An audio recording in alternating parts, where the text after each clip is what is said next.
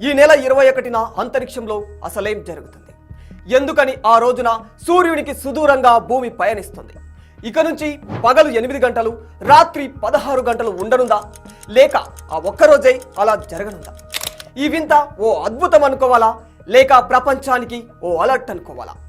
అసలు వేసవి కాలపు అయనాంతరం, శీతాకాలపు అయనాంతం అంటే ఏమిటి? దీనిపై పరిశోధకుల మాట ఏమిటి?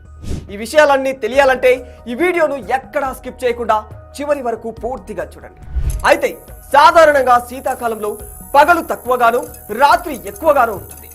ప్రతి సంవత్సరం వేసవిలో భూమి సూర్యుడికి దగ్గరగా, శీతాకాలంలో భూమి సూర్యుడికి దూరంగా కక్ష దిశలో ప్రయాణిస్తూ ఉంటుంది. ఈ ప్రక్రియనే వేసవి కాలపు అయనాంతం, శీతాకాలపు అయనాంతం అంటూ ఉంటారు. ఈ ఏడాది శీతాకాలంలో డిసెంబర్ 21న ఓ వింత జరగబోతుంది. ఆ రోజు సుదీర్ఘమైన రాత్రి ఏర్పడుతుంది. అవును, మీరు విన్నది అక్షరాల నిజం. ఏకంగా 16 గంటల పాటు రాత్రి సమయం ఉంటే పగలు సమయం మాత్రం కేవలం 8 గంటలు మాత్రమే ఉంది. ఇలా జరగడాన్ని శీతాకాల అయనాంతం అంటారు. దీనినే ఇంగ్లీష్లో అయితే వింటర్ సోల్స్టైస్ అని చెబుతూ ఉంటారు శాస్త్రవేత్తలు. శీతాకాలపు అయనాంతం ఏర్పడే రోజున భూమి సూర్యుడికి దూరంగా ఉంటుంది. ఆ రోజున భూమి ధ్రువం వద్ద 23.5 డిగ్రీల వంపులో ఉంటుంది. ఈ సహజ మార్పు కారణంగానే 2024 డిసెంబర్ 21న అత్యంత తక్కువ సమయం పగలు ఉంటుంది. దీంతో సూర్యకాంతి 8 గంటలు, చంద్రుడి కాంతి 16 గంటలు వరకు ఉంటుంది. భూమి తన కక్షం వైపు తిరిగే సమయంలో దక్షిణ అర్ధగోళంలో భూమి సూర్యుడి మధ్య దూరం చాలా ఎక్కువగా ఉంటుంది.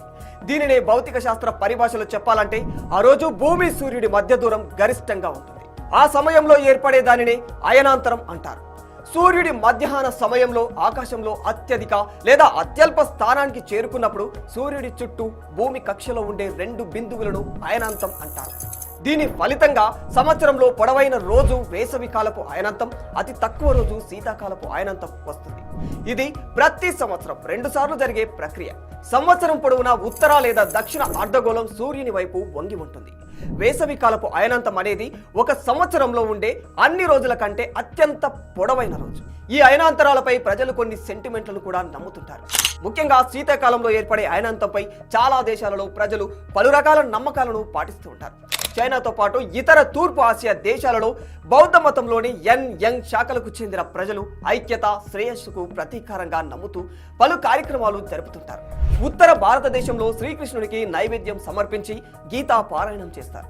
ఆంధ్ర, తెలంగాణ, రాజస్థాన్తో పాటు పలు ప్రాంతాల్లో పుష్యమాస పండుగను ఘనంగా జరుపుకుంటూ ఉంటారు ప్రజలు. సూర్యుడి ఉత్తరాయణ ప్రక్రియ శీతాకాలపు అయనాంతం నుంచి మొదలవుతూ ఉంటుంది.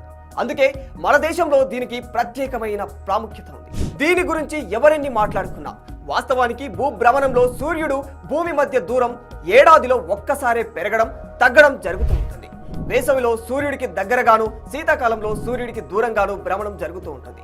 అయితే ఈ శీతాకాలపు అయనాంతం ఏర్పడే రోజు తేదీ ప్రతి ఏటా మారుతూ ఉంటుంది. కానీ ఖచ్చితంగా డిసెంబర్ 20 నుంచి 23 తేదీలలోపు మాత్రమే వస్తూ ఉంటుంది. ఈ ఏడాది 21వ తేదీన ఈ అరుదైన ఘట్టం సంభవిస్తుందని పరిశోధకులు చెబుతున్నారు. దీంతో సూర్యకిరణాలు అత్యల్పంగా భూమికి చేరుతాయి.